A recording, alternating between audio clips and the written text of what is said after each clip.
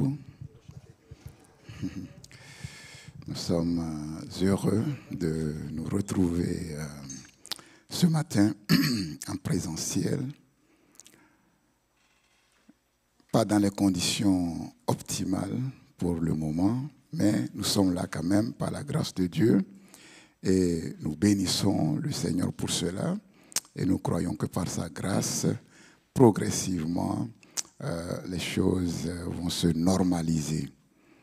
Voilà, vous tous bien-aimés, frères et sœurs, qui nous suivez en distanciel dans vos maisons, que Dieu vous bénisse, que la grâce de Dieu soit avec vous, et vous aussi qui nous suivez de près ou de loin, que la grâce de Dieu repose abondamment sur vous. Sachez que la distance n'a pas de prise sur la communion fraternelle, puisque c'est par l'Esprit de Dieu que nous sommes unis. Et l'Esprit de Dieu qui est ici, il est dans vos maisons, partout où vous êtes, sur la surface de la terre, car le Saint-Esprit couvre la terre comme l'océan couvre le fond de la mer. Que Dieu soit béni.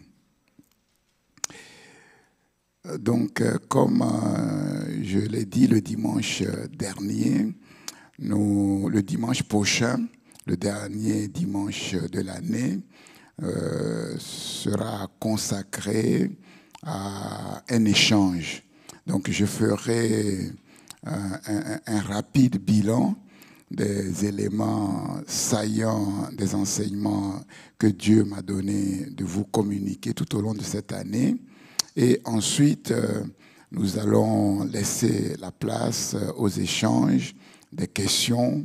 Vous savez que ces derniers temps, Dieu vraiment nous a parlé de manière particulière et c'est très important, effectivement, de réagir à la parole de Dieu. Si vous avez des questions par rapport à ces thèmes importants, être prêt pour le retour du Seigneur, comment être prêt, Abraham ou l'exigence d'une noble vocation, deux thèmes qui se complètent très bien. Et si vous avez des questions, vous pouvez les noter et il y aura un temps de partage. Et vous tous qui êtes en distanciel, vous pourriez aussi poser des questions au travers du Zoom, comme ça a été le cas lors de notre Assemblée générale ordinaire. Donc, c'est aussi le dernier culte avant les fêtes de Noël. Et cette année, les fêtes vont être aussi particulières. Je vous souhaite à tous une bonne fête de Noël quand même, et en respectant, bien sûr, les consignes et les règles qui sont données avec sagesse. Et vous savez que pour nous, Noël, c'est tous les jours. Noël, ce n'est pas un jour de l'année. Noël, la signification spirituelle de Noël, la naissance de Jésus, la louange qui lui est due, la reconnaissance qui lui est due. Nous n'attendons pas un jour de l'année pour le faire. Nous le faisons, bien sûr, tous les jours du 1er janvier jusqu'au 31 décembre. Que Dieu soit béni. Je vais vous demander de vous lever avec moi, si vous le voulez bien, et nous allons prier. Nous allons prier. Aujourd'hui, c'est le dernier jour de notre période de jeûne et prière. Nous avons pris ce temps à part pour invoquer le nom du Seigneur, pour crier à Dieu par rapport à nous-mêmes, par rapport à l'Église, mais par rapport aussi à la situation que le monde traverse. Donc, nous allons prier, nous allons clore par la prière. Oui, ce temps de jeûne et prière, et nous avons particulièrement 4 sujets en dehors des sujets que j'avais donnés. 4 sujets. Et donc, le premier sujet, c'est avoir un cœur tout entier à l'Éternel. Avoir un cœur tout entier à l'Éternel. Nous savons que c'est l'exigence, la condition pour établir une relation juste avec notre Dieu et pour être impacté, pour marcher sur la voie de notre destinée, cette destinée qui est noble, semblable à celle d'Abraham, différente peut-être dans la forme, mais dans le fond, semblable, puisque le peuple de Dieu est appelé à un seul but, publier les vertus de celui qui nous a appelés des ténèbres à son admirable lumière. Dieu fait une œuvre en nous, et cette œuvre que Dieu fait en nous devient le témoignage de la gloire du Seigneur dans les nations pour le salut des nations. Nous allons prier vraiment afin que l'Esprit de Dieu, au travers de la parole que nous avons entendue, travaille pour que le cordon ombilical soit complètement coupé, pour que effectivement le principe de renonciation du moi, renonciation des choses qui viennent de l'ennemi, la séparation avec ce monde qui s'oppose au royaume de Dieu, que ces choses soient vraiment effectives dans nos vies. Nous disons non au moi, non au diable et oui à Jésus. Nous disons non au monde et oui au royaume de Dieu. Et si Dieu trouve dans le cœur de quelqu'un sur cette terre ces choses, la puissance du Saint-Esprit opère comme elle a opéré au travers d'Abraham, afin que son cœur soit tout entier à l'Éternel. Prions le Seigneur, notre Dieu, notre Père céleste. Oui, nous savons que ta parole est certaine, ta parole est vraie, ta parole s'accomplit fidèlement dans le cœur de ceux qui la reçoivent comme ils doivent la recevoir. Oui, ta parole a eu un écho favorable dans nos cœurs et nous te prions maintenant parce que nous avons pris la décision, oui, la résolution ferme et de manière concrète, oui, de rompre, de briser le cordon ombilical, oui, de la vaine manière de vivre que tous les hommes héritent de leur père de génération en génération, à savoir, oui, l'idolâtrie du moi, l'idolâtrie, oui, du diable, l'idolâtrie de ce monde qui est devenu rebelle à son créateur. Nous disons non au diable, non au moi, et nous disons oui à Jésus, un oui total,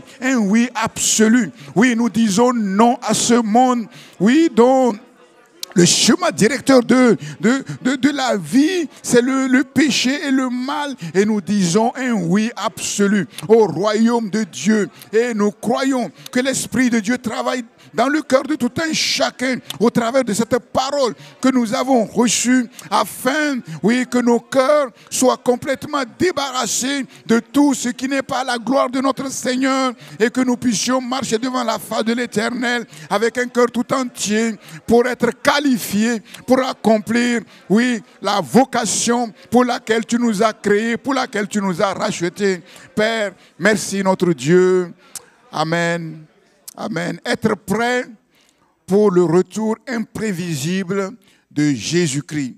Et la situation que nous vivons aussi, qui est incertaine et imprévisible, nous enseigne effectivement la sagesse que nous devons avoir pour être prêts pour le retour de notre Seigneur Jésus-Christ.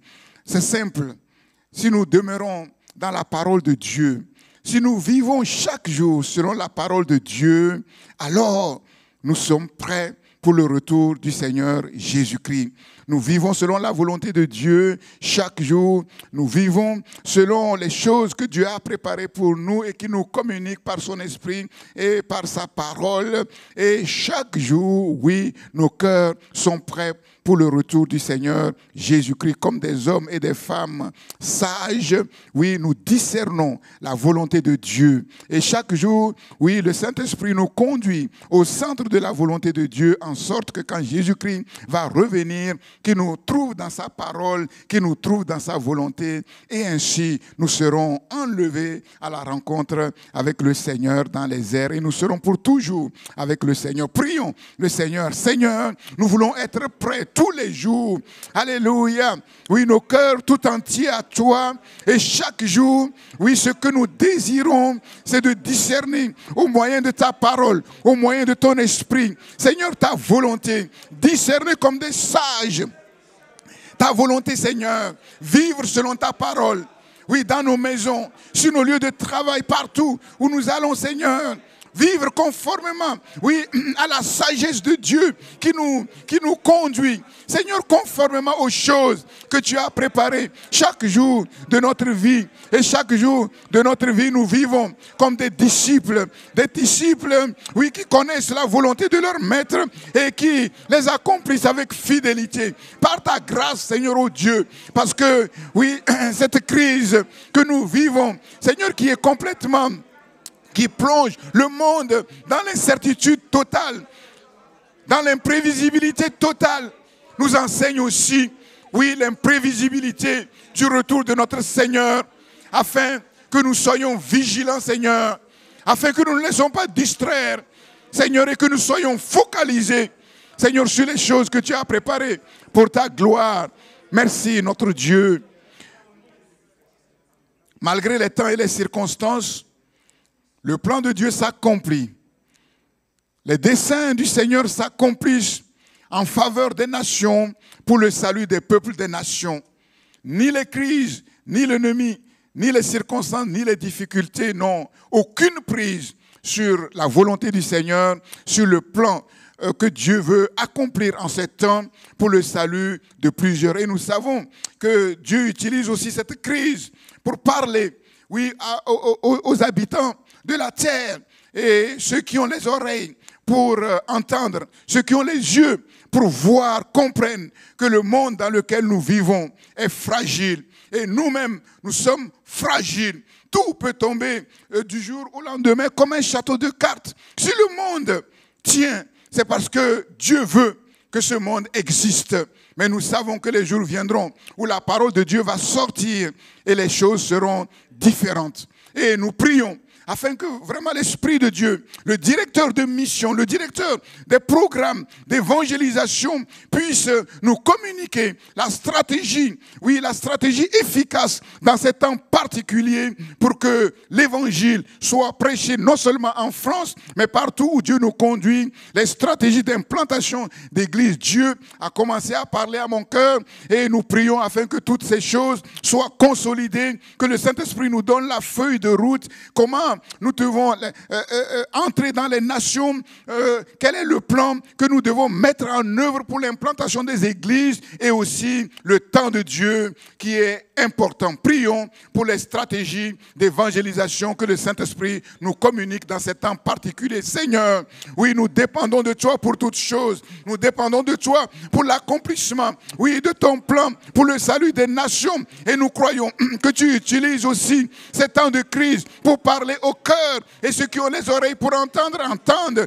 Ceux qui ont les yeux pour voir, voient. Car tu parles tantôt d'une manière et tantôt d'une autre. Et nous te prions de disposer les oreilles des habitants de la terre pour entendre, pour comprendre, Seigneur, oh Dieu, et saisir la grâce que tu leur donnes, oui, de passer des ténèbres à ton admirable lumière. Saint-Esprit, c'est toi le directeur des missions et nous dépendons de toi.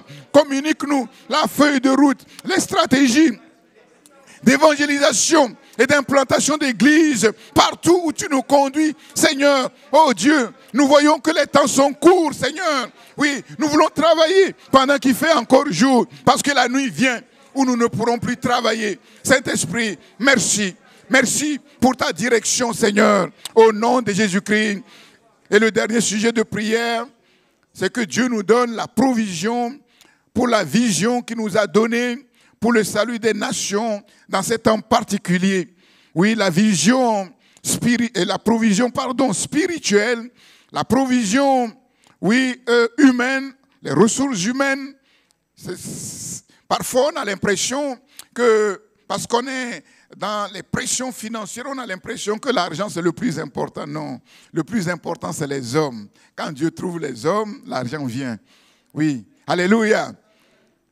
Mais aussi, nous n'oublions pas l'argent, parce que nous savons que l'argent, Oui, comme Jésus l'a dit, il y a une dimension spirituelle derrière l'argent. Et nous ne voulons pas laisser l'or et l'argent que le Seigneur a mis sur la terre à nos ennemis pour les utiliser, pour tuer, pour détruire. Mais nous voulons que Dieu mette à notre disposition cet argent pour le bien, pour faire du bien. Et le plus grand bien qu'on peut faire à un être humain, c'est de lui annoncer la bonne nouvelle de l'évangile. Que Dieu opère des miracles financiers d'une manière ou d'une autre. Que Dieu opère des miracles financiers, soit de manière spéciale, particulière. Dieu n'est pas limité dans ses voies ni dans ses moyens, soit au travers des entreprises qu'il a suscitées dans sa maison et qu'il bénit de manière exponentielle, de manière particulière. Prions pour que Dieu libère l'onction, qu'il libère les miracles financiers, qu'il libère l'argent nécessaire, la provision économique et matérielle. Seigneur, nous te prions pour la provision.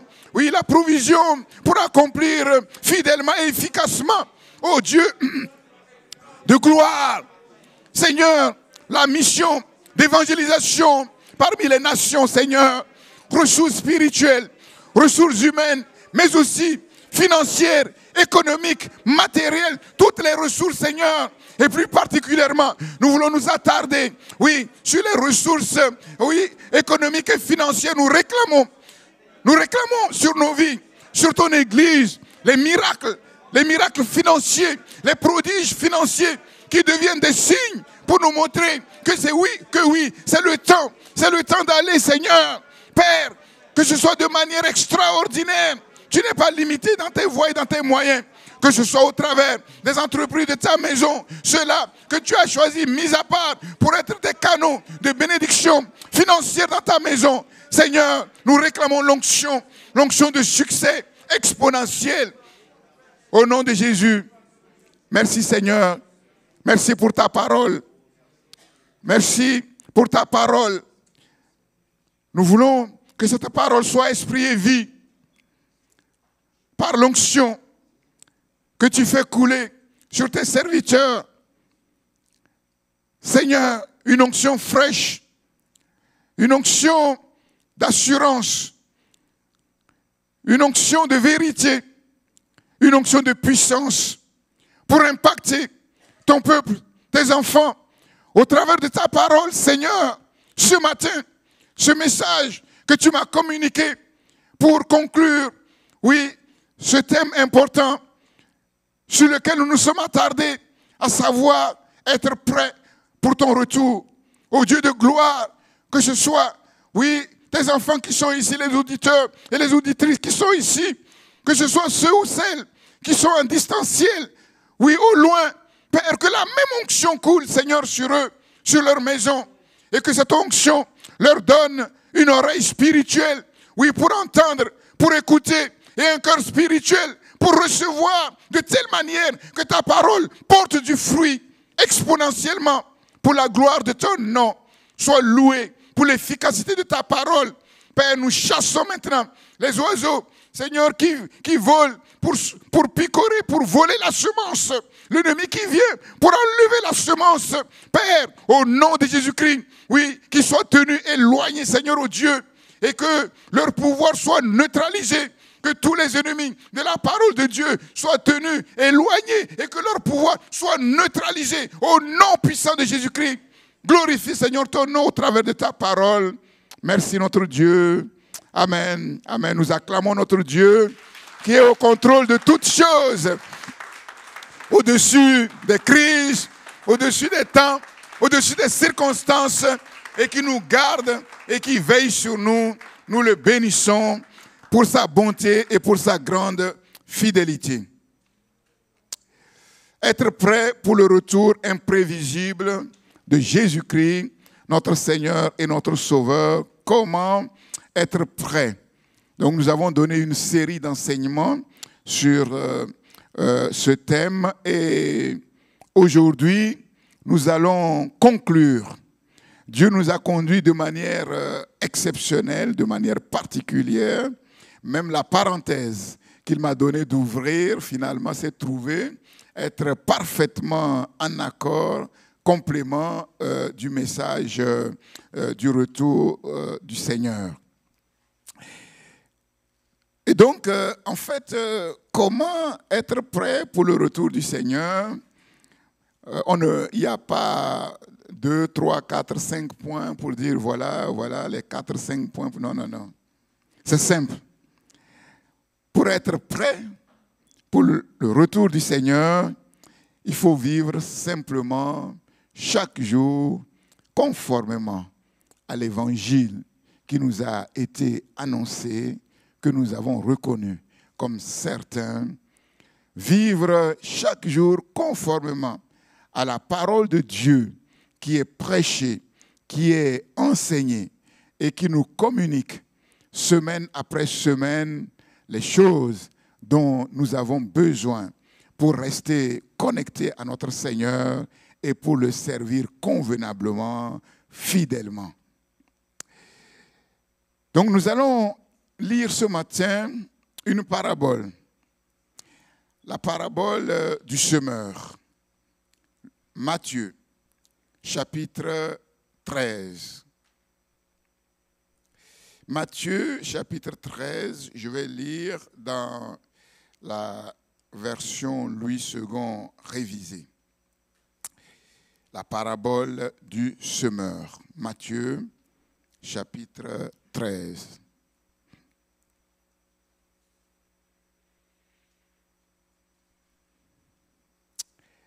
Matthieu chapitre 13 et nous allons lire à partir du verset 1er. Nous lisons. Ce même jour, Jésus sortit de la maison et s'assit au bord de la mer. Une grande foule s'étant assemblée auprès de lui, il monta dans une barque et il s'assit. Toute la foule se tenait sur le rivage. Il leur parla en parabole sur beaucoup de choses et il dit, un semeur sortit pour semer. Comme il semait, une partie de la semence tomba le long du chemin. Les oiseaux vinrent et la mangèrent. Une autre partie tomba dans les endroits pierreux où elle n'avait pas beaucoup de terre. Elle se leva aussitôt parce qu'elle ne trouva pas un sol profond. Mais quand le soleil parut, elle fut brûlée et sécha, faute de racines. Une autre partie tomba parmi les épines. Les épines montèrent et l'étouffèrent. Une autre partie tomba dans la bonne terre. Elle donna du fruit, un grain 100, un autre 60, un autre 30. Que celui qui a des oreilles pour entendre, entende.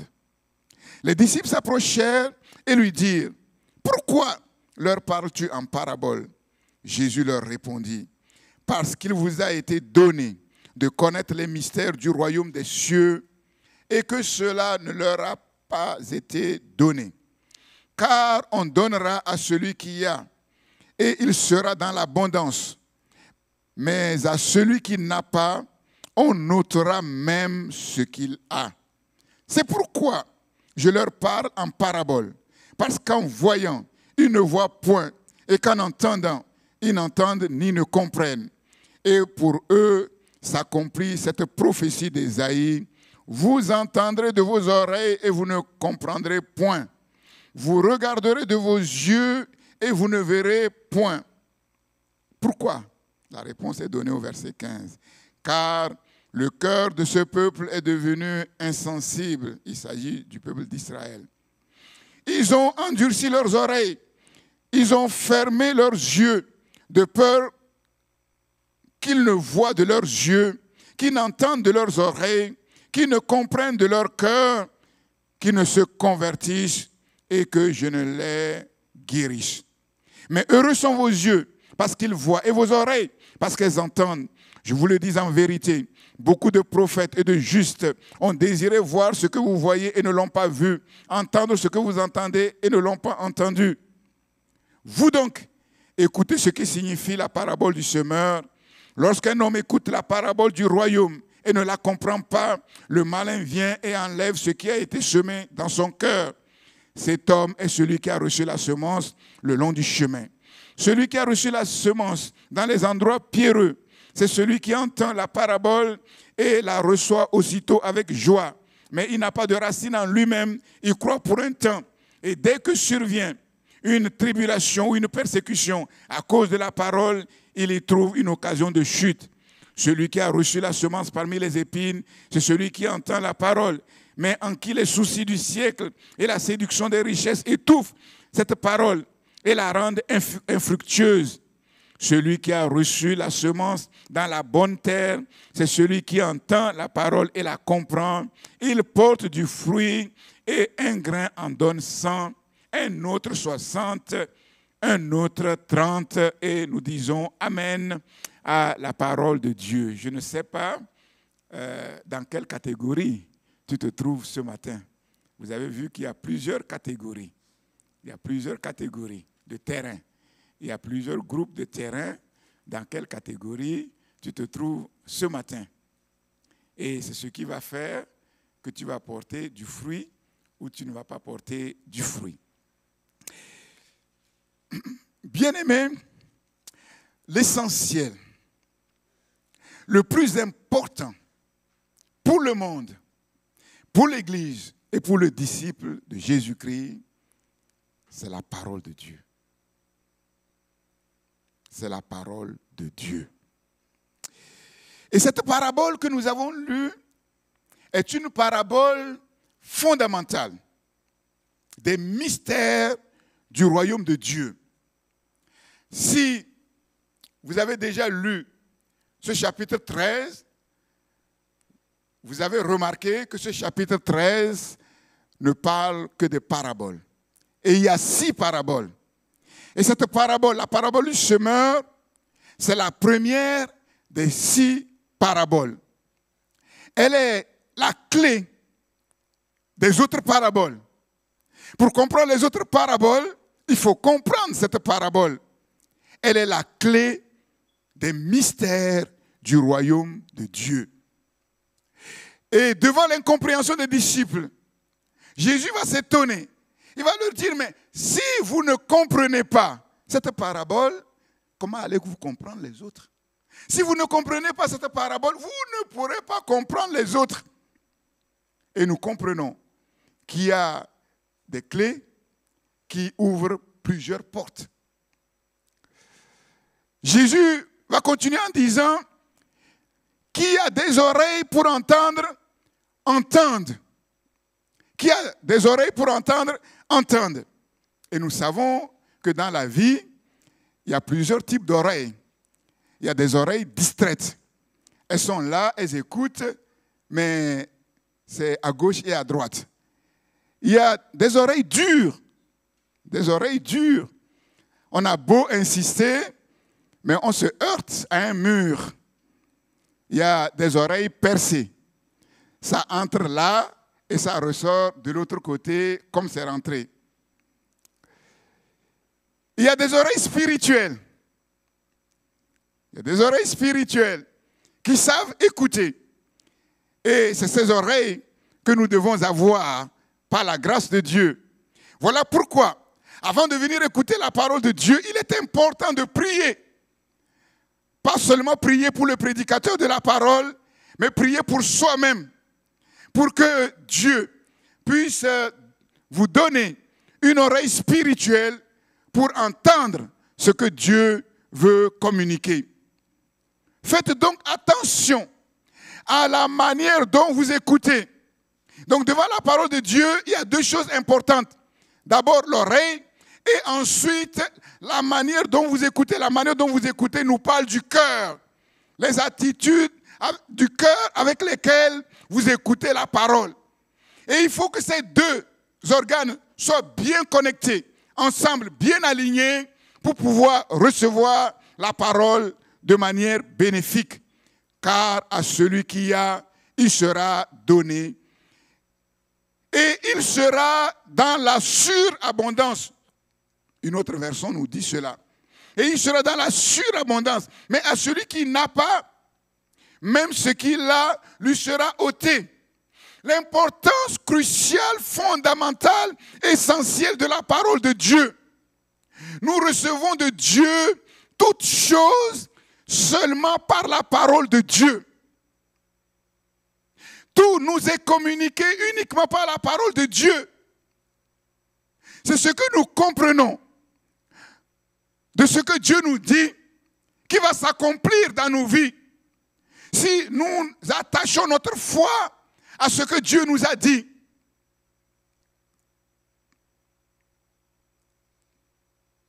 Être, faire et devenir. Les trois dimensions importantes de la vie d'un être humain sur la terre.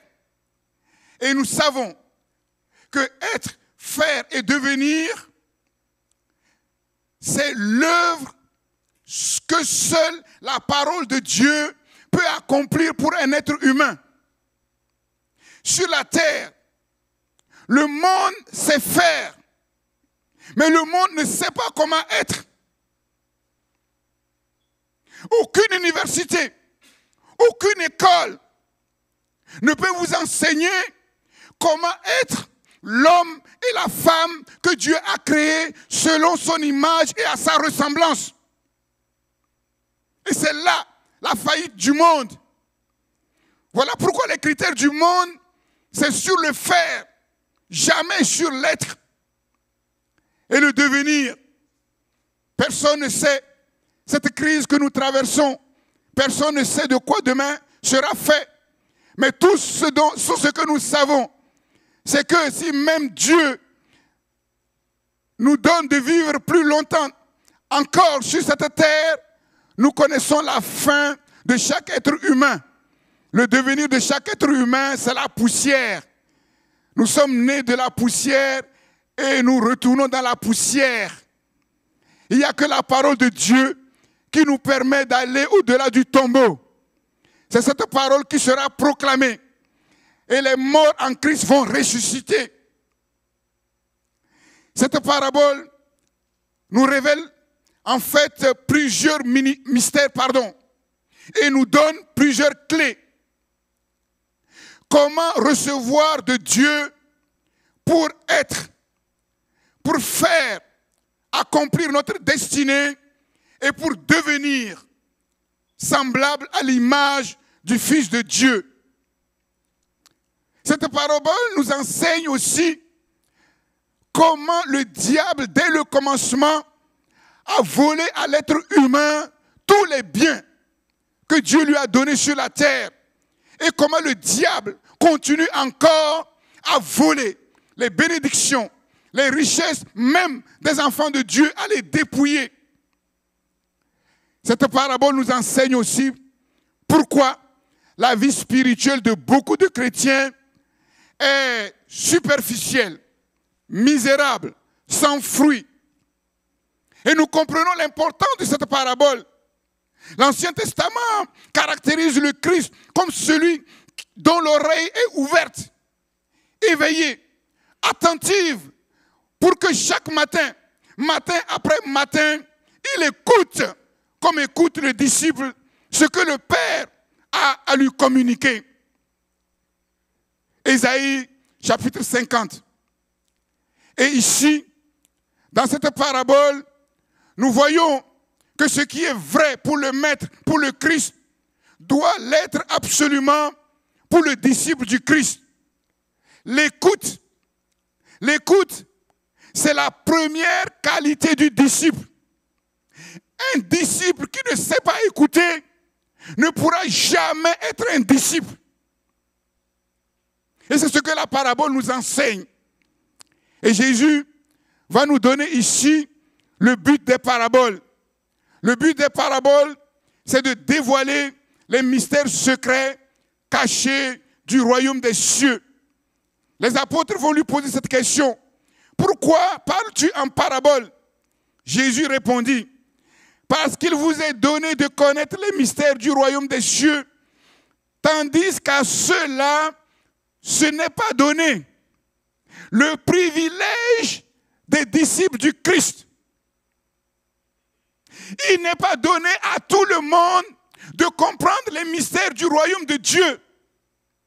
Il n'y a que les disciples qui sont qualifiés à comprendre les mystères du royaume de Dieu. La parole que je vous annonce, ou bien c'est la première fois que vous êtes au bénéfice de la parole de Dieu et que vous n'êtes pas encore entré dans le royaume de Dieu. Et Dieu va vous faire grâce. Si vous êtes attentif pour écouter cette parole, Dieu va vous donner une oreille spirituelle pour entendre et comprendre ce qu'il veut vous communiquer pour votre salut. Mais si vous êtes déjà au bénéfice de cette parole, vous ne pourrez la recevoir et la comprendre comme vous devez comprendre que si vous satisfaisez aux conditions d'être disciple du Seigneur. Sinon, il est impossible de comprendre tout ce que Dieu vous donne. Voilà pourquoi je vous ai dit que c'est très important d'être en règle avec le Seigneur sur le principe de la séparation, sur le principe du renoncement et de l'engagement total vis-à-vis du Maître, c'est-à-dire les conditions à respecter pour être disciple du Seigneur. Sinon, il vous est impossible de comprendre les mystères du royaume. Ceux qui se disent disciples et qui ne le sont pas, ils entendent la parole et ils l'interprètent à leur manière. Oui, mais parfois ils trouvent que la parole est trop dure. Parfois ils trouvent ceci ou cela. Et la parole ne peut pas accomplir son œuvre. L'explication maintenant de la parabole. Quand la bonne nouvelle du royaume de Dieu est annoncée, les personnes qui l'entendent peuvent être classées en plusieurs catégories ou groupes de personnes.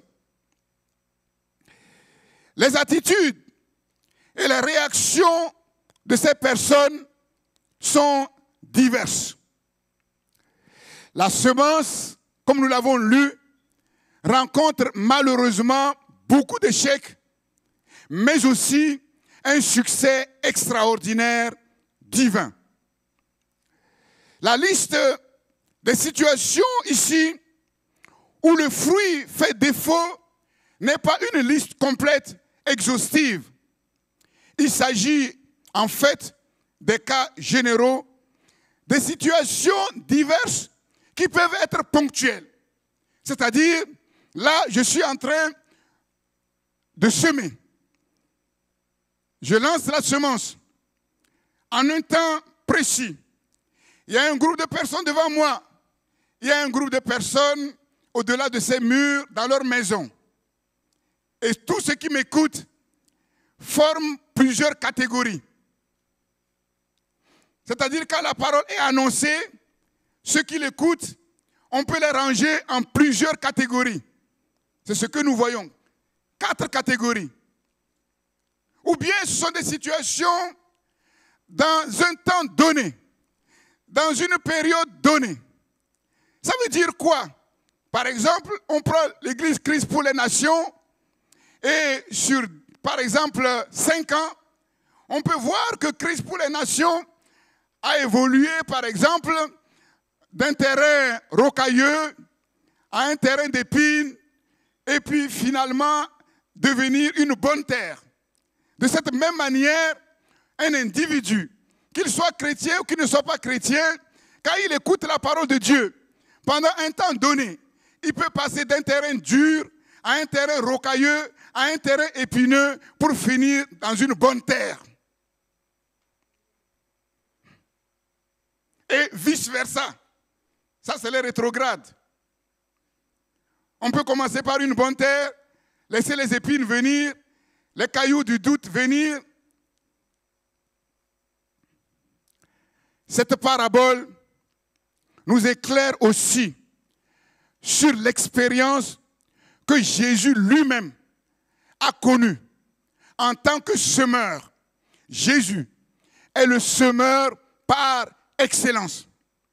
Et nous connaissons dans la Bible, dans le Nouveau Testament, toutes les difficultés que Jésus a rencontrées quand il a semé la parole de l'Évangile. Ces difficultés ont été si grandes que la proclamation de l'Évangile a amené ses détracteurs à le tuer.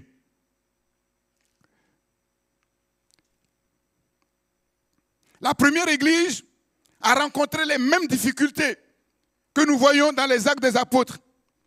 Et depuis la première église, de génération en génération, jusqu'à ce jour, nous voyons les mêmes difficultés. Beaucoup de personnes aiment écouter la parole de Dieu pour que ça leur fasse du bien.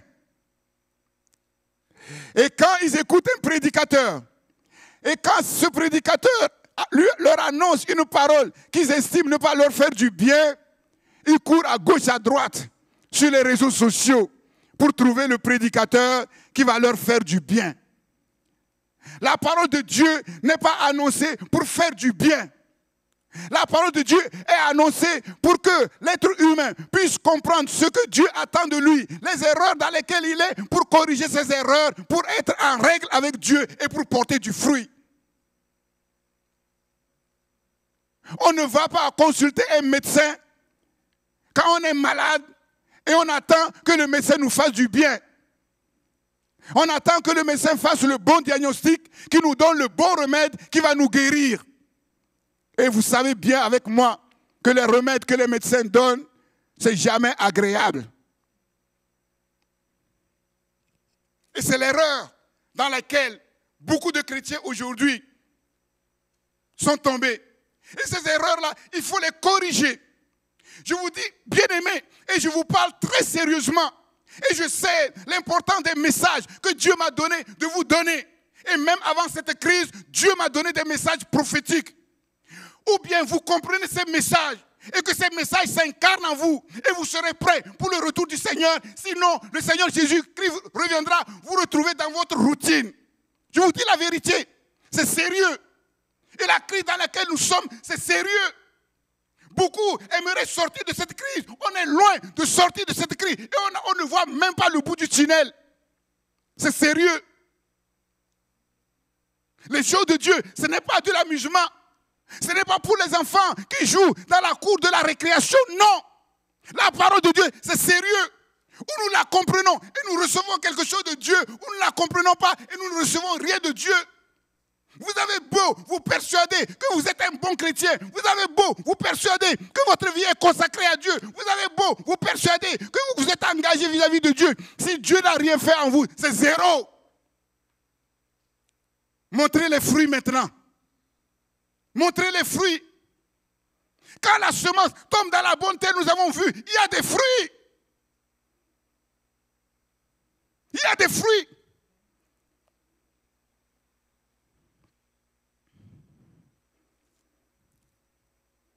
La semence, la parole de Dieu qui est annoncée, l'évangile qui est prêché, cette semence, elle est bonne.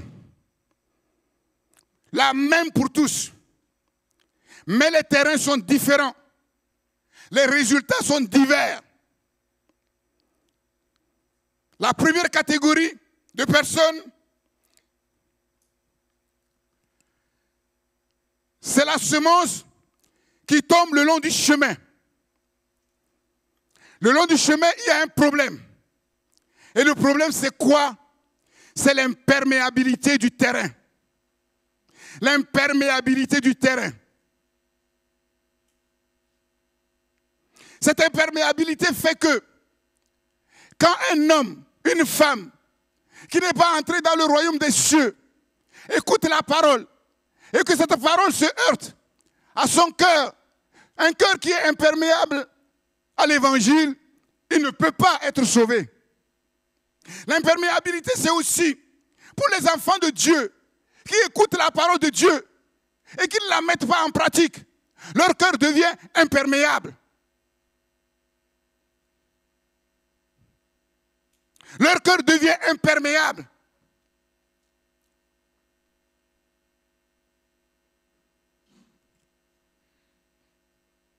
Quelle est la cause de l'imperméabilité?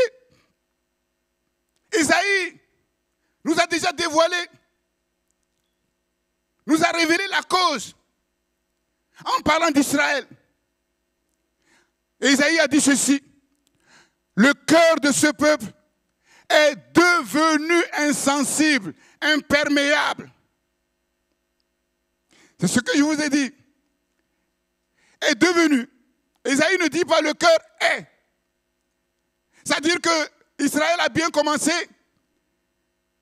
mais comme nous le savons, a mal terminé. Il est devenu imperméable. Comment? Parce que Israël, à un certain moment, a refusé de croire à la parole qui leur a été annoncée. Parce que la parole qui leur a été annoncée ne les arrangeait pas. Ils étaient dans leur situation. Ils étaient dans des problèmes. Ils criaient à Dieu pour que Dieu les sorte de leur situation, de leurs problèmes. Dieu ne répond pas, mais Dieu leur dit, j'ai préparé un bon pays où coule le lait et le miel. Israël a dit à Moïse, on n'est pas des aveugles. Tu nous as conduits dans le désert pour crever nos yeux, mais nos yeux ne sont pas crevés. Nous voyons clair que tout ce que tu nous as dit, c'est des paroles en l'air. Et le cœur d'Israël est devenu insensible parce qu'ils ont refusé de croire en celui qui leur a parlé. Ils ont refusé de mettre la parole de Dieu en pratique. Ils ont endurci leurs oreilles. Et ils ont fermé leurs yeux, de peur qu'ils ne voient de leurs yeux, qu'ils n'entendent de leurs oreilles, qu'ils ne comprennent de leur cœur, qu'ils ne se convertissent et que je les guérisse. Ésaïe nous dit ici que Israël a été lui-même son propre fossoyeur.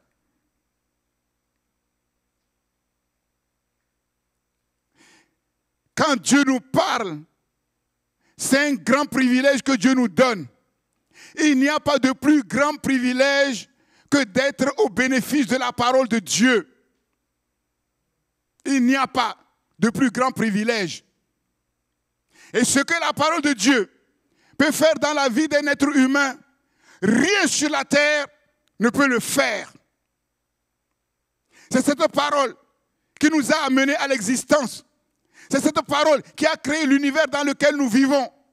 Et cette même parole est capable de recréer, de restaurer, de rétablir, de redresser. Mais il faut accepter de se plier devant cette parole.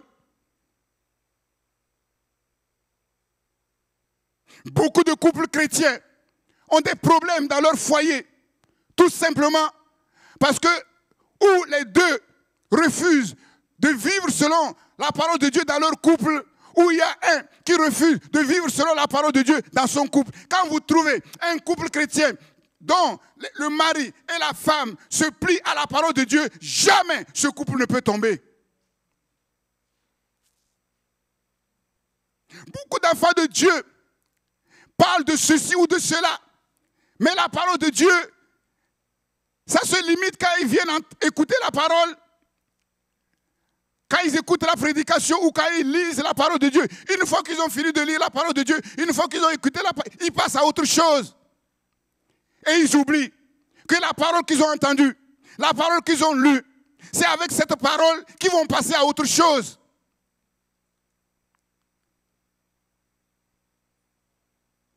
Normalement, dans un couple, les discussions doivent tourner essentiellement autour de la parole de Dieu. Parce que c'est ça notre richesse. C'est avec la parole de Dieu que nous refoulons le diable. C'est avec la parole de Dieu que nous entrons dans les choses que Dieu a préparées pour nous. Il faut que cette parole s'incarne en nous. Et quand elle est incarnée en nous, alors, quand nous ouvrons notre bouche, nous parlons la parole de Dieu. Quand nous regardons la télé, nous regardons la télé avec les lunettes de la parole de Dieu. Tout ce que nous faisons, nous le faisons avec la parole de Dieu. Et nous savons élaguer.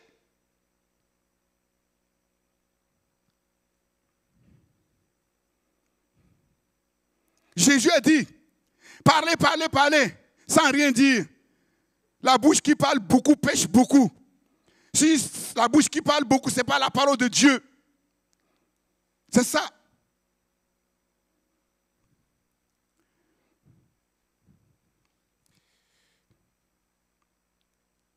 La semence tombe le long du chemin.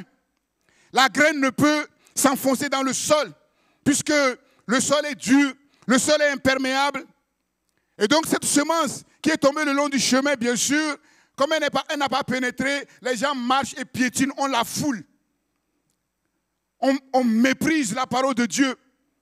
Et nous savons tous que dans ce pays, la parole de Dieu est méprisée. Que ce soit sur les réseaux sociaux, que ce soit à la télé, partout, il y a la parole de Dieu nulle part. Là où elle est un peu semée, les gens la piétinent. Qu'ils ne soient pas ainsi des enfants de Dieu.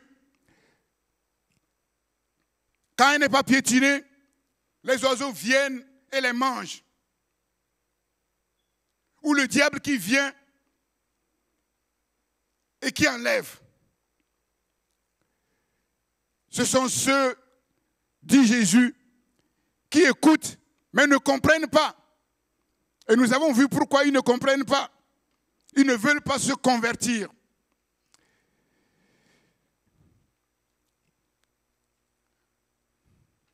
Le diable vient et il enlève.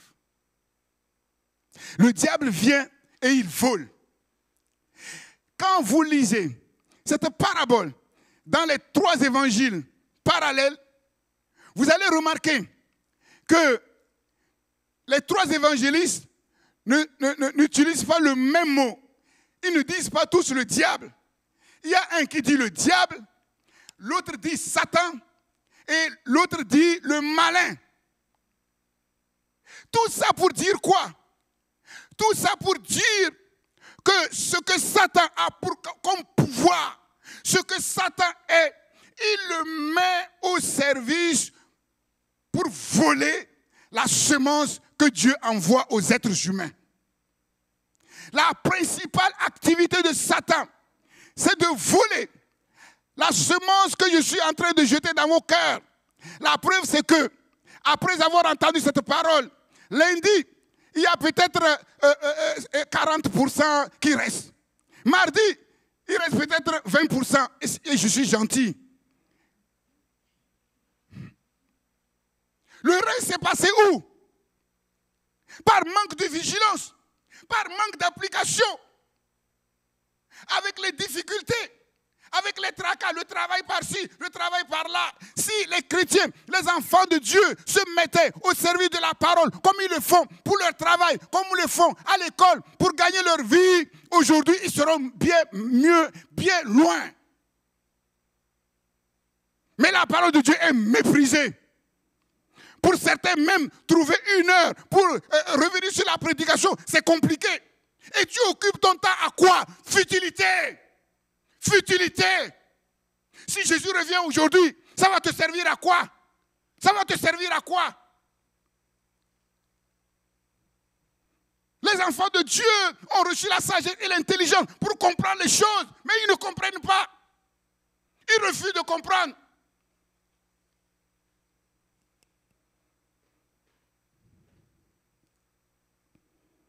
Le malin, Satan, le diable, il vient voler. Et quand il a volé la parole qui est semée, il a volé les richesses qui accompagnent cette parole. Quand Dieu a envoyé cette parole, il avait en vue quelque chose de précis qu'il veut faire dans ta vie. Il y avait quelque chose de précis qu'il veut faire dans ta destinée que le diable est venu voler. Après, les chrétiens, après plusieurs années de conversion, ils ne savent même pas ce à quoi Dieu leur a appelé. Ils ne connaissent même pas leur destinée. Quand c'est comme ça, ils ont laissé le diable voler. Voler.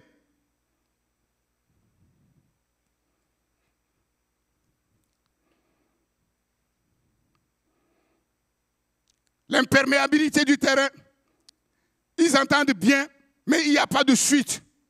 Ça veut dire quoi? Pas de foi. Car la foi vient de ce qu'on entend. Et ce qu'on entend vient de la parole du Christ, de l'évangile qui est prêché. Pas de foi. Ça veut dire quoi? Un cœur rebelle, remonté contre Dieu, comme les chefs d'Israël qui ont fini par tuer leur Messie. La deuxième catégorie, la semence tombe sur le roc ou dans des endroits pierreux. Il n'y a pas beaucoup de terre. Et comme il n'y a pas beaucoup de terre et suffisamment d'humidité, parce que le sol n'est pas profond, la semence qui est tombée va se lever aussitôt, très rapidement. Très rapidement. Mais seulement, comme elle n'a pas de racines, puisque la terre n'est pas profonde, la parole n'a pas pu s'enraciner. Alors, quand les difficultés arrivent, quand les tribulations arrivent, quand les persécutions arrivent, les tentations à cause de la parole, il lâche prise. Ah, je ne savais pas que la vie chrétienne, c'était comme ça. Je croyais que Dieu est amour, je croyais que Dieu est puissant, je croyais que Dieu est capable. Mais oui, Dieu est amour, Dieu est puissant, Dieu est capable quand il n'y a pas de tribulation, quand il n'y a pas de persécution, mais aussi quand il y a des tribulations et des persécutions.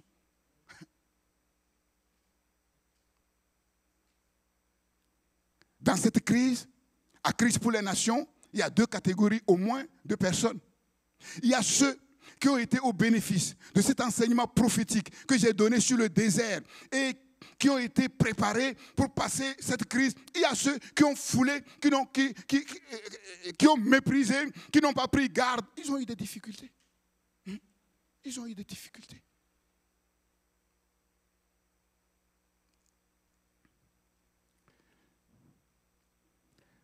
Quand les tribulations viennent, ils abandonnent aussi vite qu'ils ont cru. Faute de racines. Faute de racines. On dit que ce qui fait que les cocotiers résistent devant les cyclones, c'est leurs racines. Et il semblerait que leurs racines, si je ne me trompe pas, vous, les Antillais, vous pouvez me corriger, il paraît que les racines, en fait, des cocotiers font à peu près 2 ou 3 fois leur taille. Et on voit que quand les cyclones, de toute façon, les racines sont profondes. Les cyclones viennent, vous allez voir, le cocotier, il va pencher, il se couche là. On a l'impression que c'est fini. Et quand le cyclone s'en va, il se redresse comme si rien n'était. C'est ça. Les chrétiens dont la semence a des racines, les cyclones les plus durs passent. Et quand les cyclones passent, ils se redressent comme s'il n'y avait rien eu.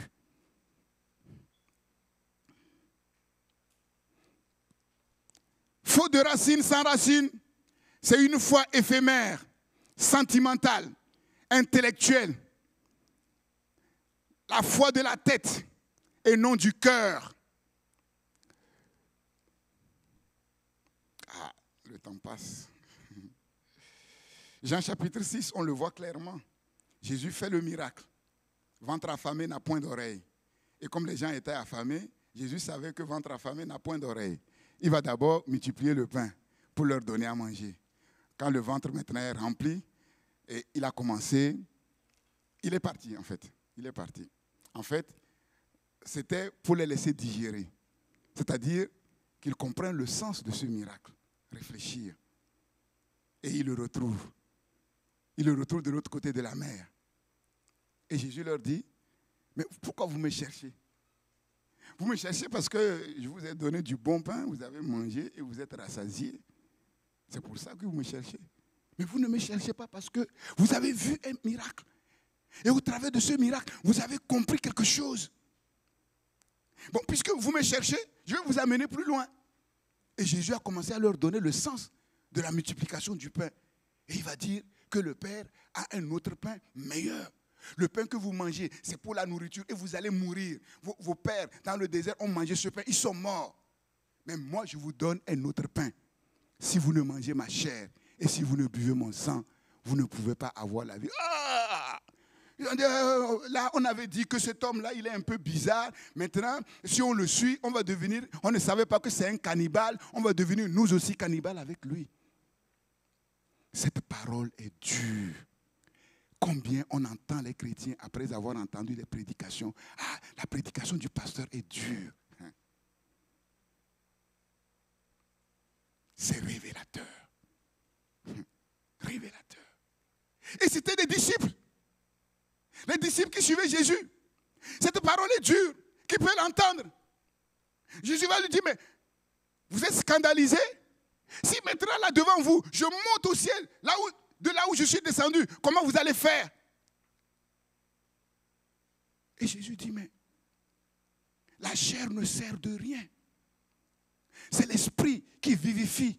La parole que je vous ai annoncée, ce n'est pas une parole de chair, mais c'est une parole d'esprit. Cette parole est esprit et vie.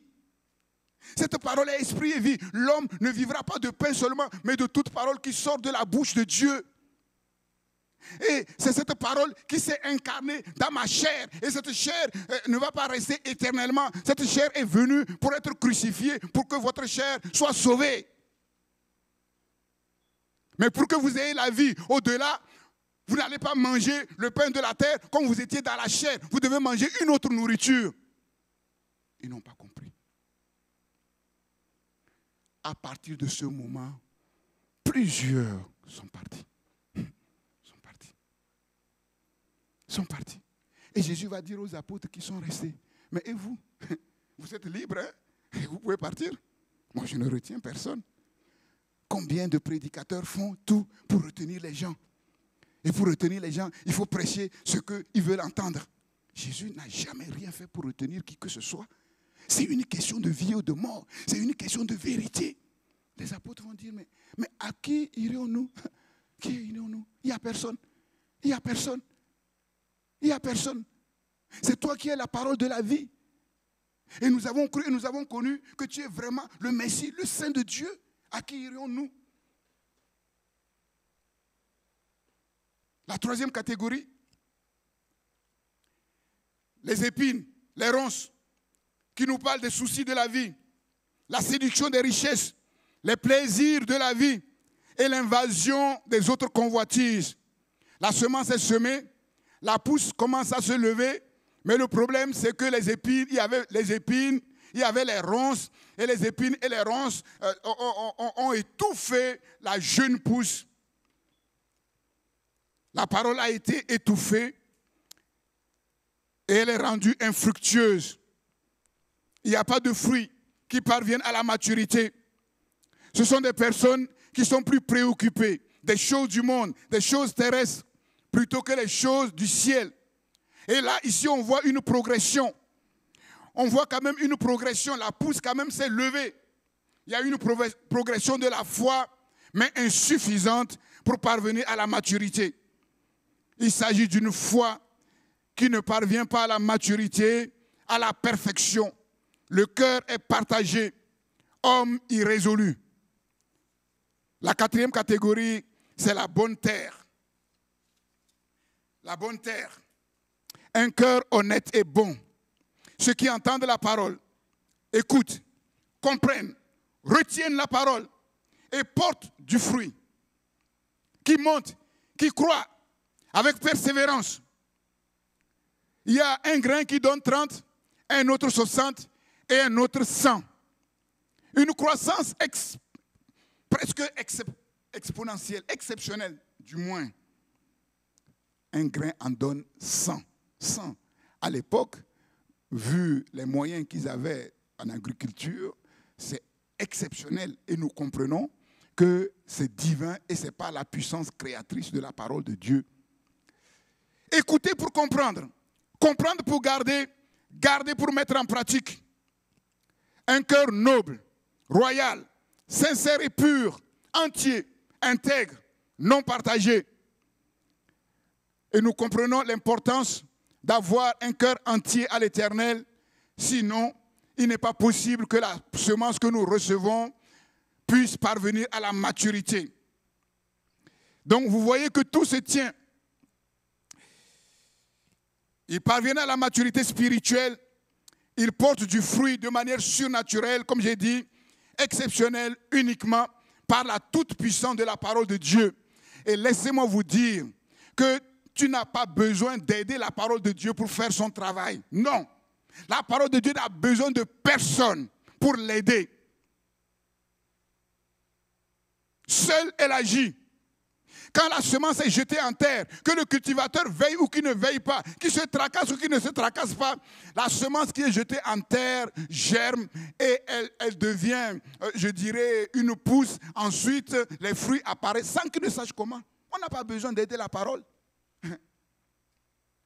Si le cœur est bon, si le cœur est honnête et qu'il reçoit la bonne semence, qu'il se tracasse ou qu'il ne se tracasse pas, la parole de Dieu fait son travail. Un beau jour, les gens remarquent que elle est bizarre. Oh, elle n'est pas bizarre, elle n'est plus bizarre. Il n'est plus bizarre. Il porte du fruit. Ah oui. Ce n'est pas nos jeux de prière, non. Si aujourd'hui on prie, oui, c'est pour que les oreilles soient bien ouvertes, que le cœur soit comme une bonne terre, oui.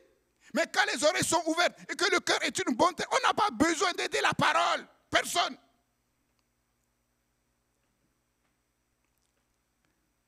Et le but de ces personnes qui sont dans cette catégorie, connaître la vérité et se laisser corriger par la vérité de la parole.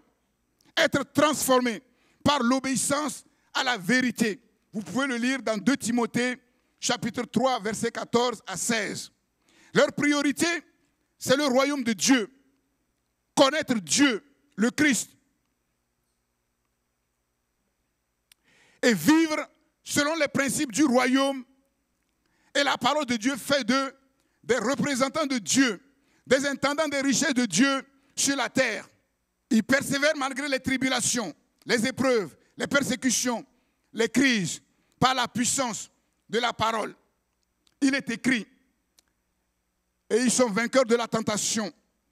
Quand les difficultés arrivent, Dieu leur envoie la parole, le chemin pour sortir. Ils savent utiliser cette parole pour résoudre leurs problèmes quotidiennement. Quand ils sont dans un problème, leur réflexe, Seigneur, qu'est-ce qui se passe? Éclaire-moi, comment sortir de ce problème? Ils ont le réflexe de la parole de Dieu. Et ils voient la puissance de la parole de Dieu quotidiennement, dans les petites choses comme dans les grandes choses. Ils sont fidèles. Ils comptent sur Dieu en tout temps et en toutes circonstances. Et Dieu peut compter sur eux en tout temps et en toutes circonstances. Par leur persévérance, les vertus fondamentales du royaume de Dieu se sont bien enracinées en eux.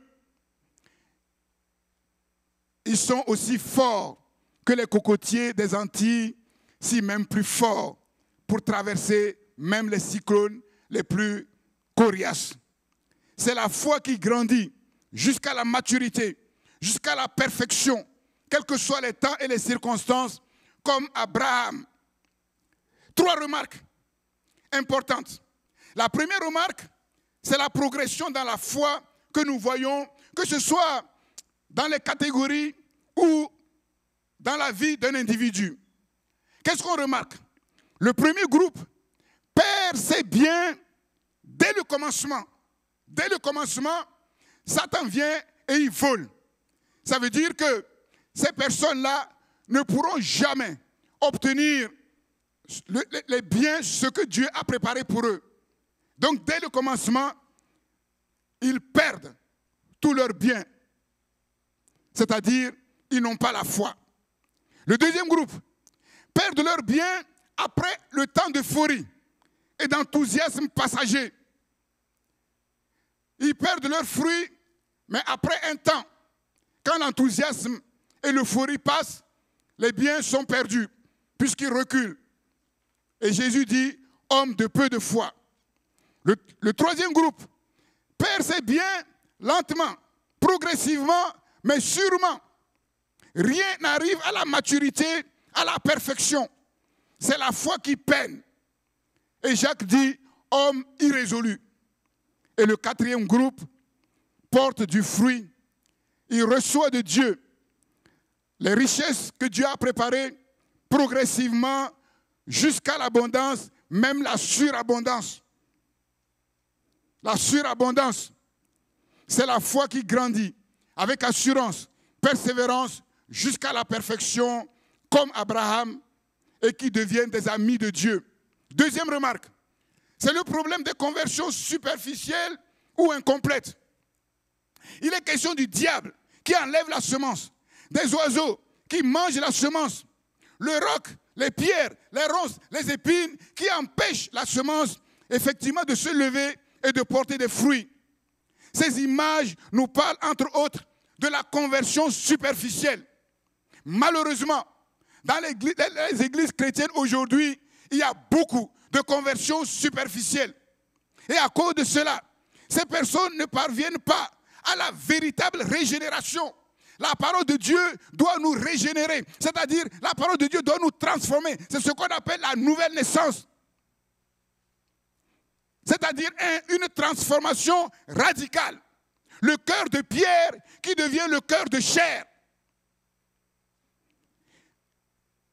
Ces personnes ne sont jamais vraiment entrées dans le royaume de Dieu, dans la famille de Dieu, dans la communauté des disciples.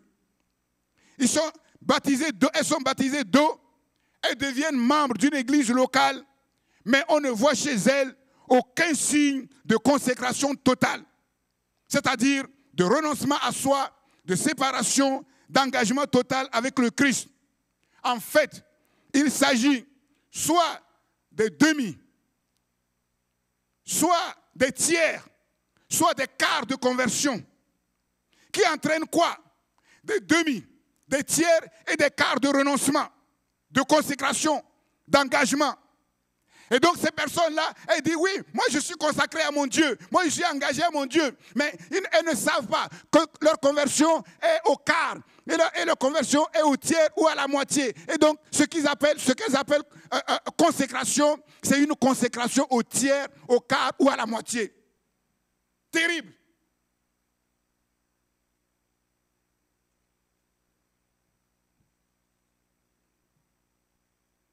On ne peut pas aller plus loin que le degré de sa conversion.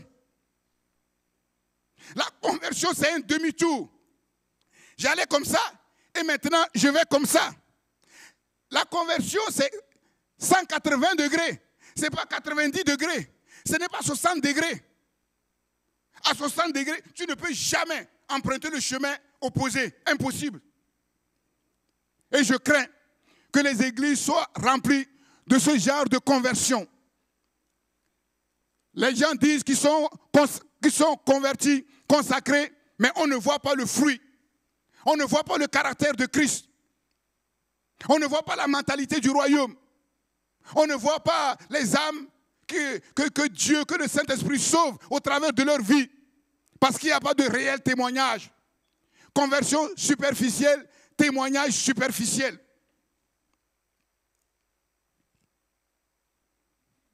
Ce qu'on voit, c'est le refus de se soumettre entièrement aux exigences du Christ.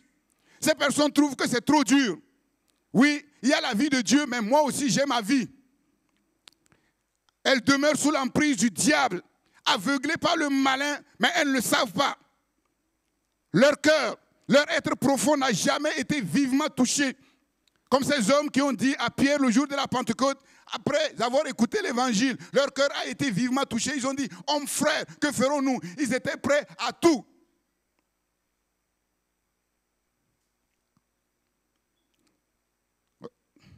La repentance est superficielle parce que ces personnes n'abandonnent pas totalement leur péché. Elles confessent Christ comme sauveur, mais pas Christ comme Seigneur et Maître. Ils sont eux-mêmes leurs propres maîtres. La foi qui n'est pas entièrement fondée sur la parole de Dieu. Si tel est ton cas, Dieu t'accorde aujourd'hui la grâce de corriger les choses à la lumière de la parole de Dieu. Sinon, ta vie ne sera qu'illusion. Troisième remarque, succès et échec ne dépendent de rien d'autre que de nous-mêmes, de notre oreille, de notre cœur, à l'écoute de la parole de Dieu et de ce que nous faisons de cette parole, jour après jour, mois après mois, année après année. Force est de se rendre compte qu'il y a des chrétiens qui écoutent cette parole année après année, plusieurs années de conversion, mais on ne voit pas vraiment les signes. Il y a la grâce de Dieu, mais aussi la responsabilité humaine, individuelle, dans l'œuvre du salut. Et je termine maintenant. La leçon essentielle de cette parabole, Dieu ne parle pas en l'air. La parole de Dieu n'est pas une parole en l'air. Tout ce que Dieu dit, même au travers des mots, oui, les versions ne rendent pas compte de l'exactitude de la parole de Dieu. Mais dans l'original, Jésus dit, celui qui supprime un iota, c'est-à-dire une lettre, c'est-à-dire un trait de lettre. On ne peut pas supprimer un iota dans la parole de Dieu. Toute la parole de Dieu doit être prise au sérieux. Et nous devons avoir la crainte devant cette parole. C'est elle qui nous juge. Car la parole est vivante et efficace, plus tranchante qu'une épée quelconque à deux tranchantes, pénétrante jusqu'à séparer âme et esprit, jointure et moelle. Ce qu'on ne voit pas, ce que l'être humain ne peut pas faire, la parole de Dieu le fait. Elle va au plus profond.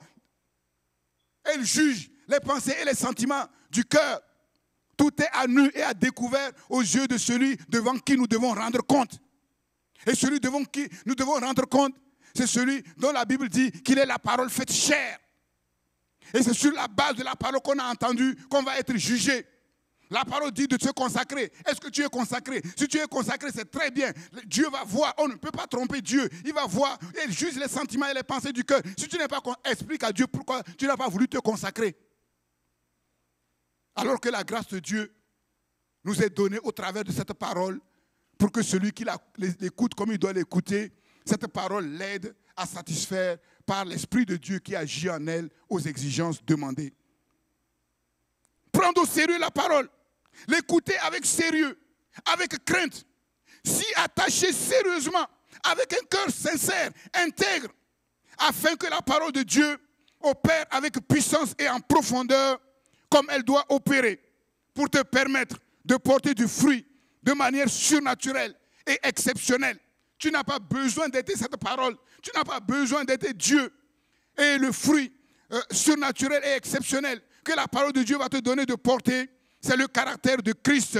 C'est la mentalité du royaume. Ce sont les âmes qui seront sauvées à la gloire du Seigneur au travers de ton témoignage. Et c'est cela, l'assurance d'être enlevé au jour de l'enlèvement de l'Église du Seigneur Jésus-Christ, quand Jésus-Christ reviendra. Amen. Amen à la parole de Dieu. Est-ce qu'on peut remercier le Seigneur pour sa parole? Seigneur, merci pour ta parole. Merci pour ta parole. Et pour la puissance de ta parole. Tu ne parles pas en vain. Seigneur, tu ne parles pas en vain, Seigneur. Tu ne parles pas en l'air. Et nous voulons, Seigneur, te dire à la fois merci pour ta parole et la grâce que tu nous donnes qui est véhiculée au travers de cette parole pour que nous devons faire ce que nous devons faire, chacun pour sa part, car chacun connaît la situation dans laquelle son cœur se trouve aujourd'hui. Seigneur, chacun connaît les fruits qu'il porte, le caractère de Christ, la mentalité du royaume, toutes les âmes qui sont sauvées. Est-ce que ces fruits sont manifestés dans ta vie?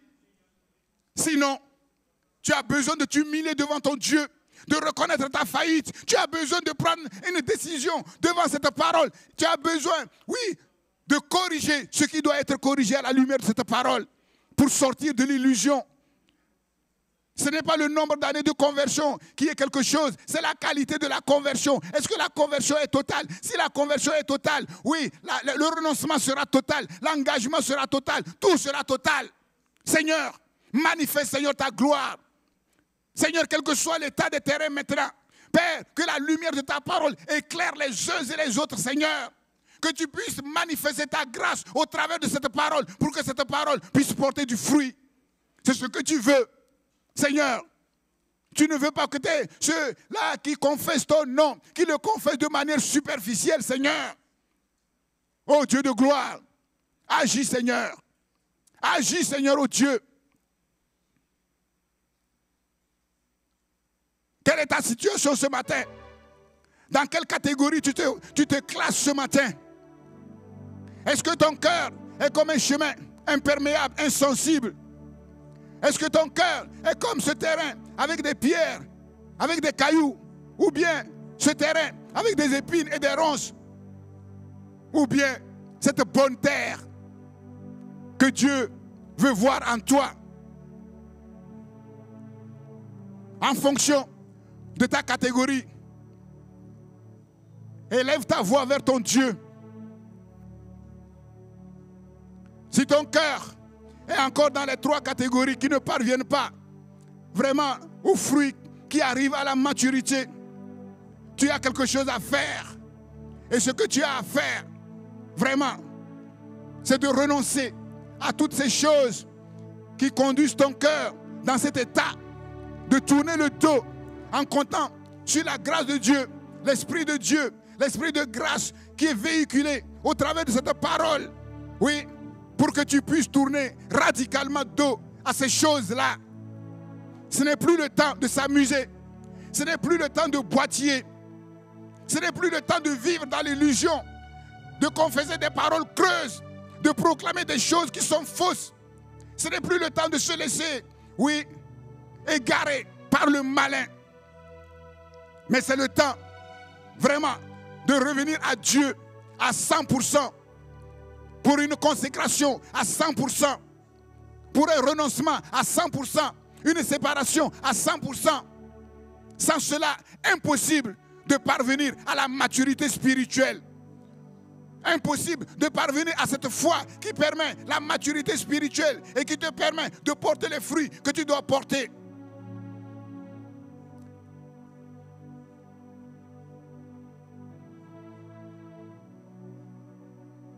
Tu es prêt à tout pour réussir dans tes études, pour réussir dans ta formation, pour avoir un travail et aussi pour réussir dans ton travail.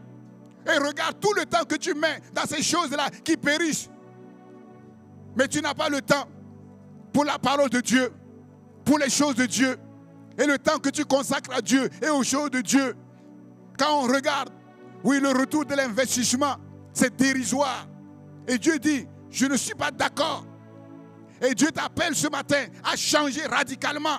À changer radicalement. Tu as le temps, oui, d'aller dans les réseaux sociaux. Oui, tu as le temps de parler, des heures, converser des heures au téléphone, de regarder la télé, les films, de trouver des choses qui te font plaisir, mais tu n'as pas le temps pour l'essentiel. Et Dieu t'appelle à réformer tes voies pour que le cœur puisse porter du fruit. Il faut que la conversion soit totale. Il faut revenir totalement à Dieu, sans compromis. Parce que la parole qui nous est annoncée nous régénère, nous change radicalement, enlève le cœur de pierre que nous avions et nous donne un cœur de chair, c'est-à-dire un cœur qui est capable d'obéir à la parole de Dieu et de prendre plaisir à la volonté de Dieu et aux choses de Dieu. Si ce n'est pas cela, Dieu t'appelle à sortir de ton illusion. Seigneur, manifeste ta gloire au nom de Jésus. Au nom de Jésus. Au nom de Jésus. Merci Seigneur. Merci Seigneur. Amen. Je vous ai dit et je le répète solennellement. Après tous ces enseignements que vous avez entendus, si quelque chose ne change pas radicalement, vous aurez des problèmes. Je connais la profondeur des messages que Dieu m'a donné de vous donner. Je le dis solennellement. Parce que c'est sérieux. C'est sérieux. Nous ne savons pas, l'année va finir là, bizarrement. La nouvelle année va commencer. Nous ne savons pas ce qui va se passer. Nous ne savons pas. Toutes les stratégies souterraines qui sont en train d'être mises en place, nous ne savons pas. Si Dieu nous a tant aimés, qui nous a envoyé ces messages, qui dévoilent les secrets de l'ennemi, qui dévoilent toutes choses et qui nous donnent, et qui nous tracent vraiment la voie, si malgré tout cela, nous nous entêtons, là c'est compliqué. Là c'est compliqué. Pour gagner quoi? Pour arriver à où? Que Dieu nous aide et que Dieu nous donne des oreilles de disciples et un cœur de disciple. Par sa grâce. Amen. Que Dieu vous garde. Notre culte en ligne est maintenant terminé. Merci à tous de nous avoir suivis. Vous pouvez nous suivre sur christpourlesnations.com. Nous vous souhaitons une excellente semaine. À dimanche prochain.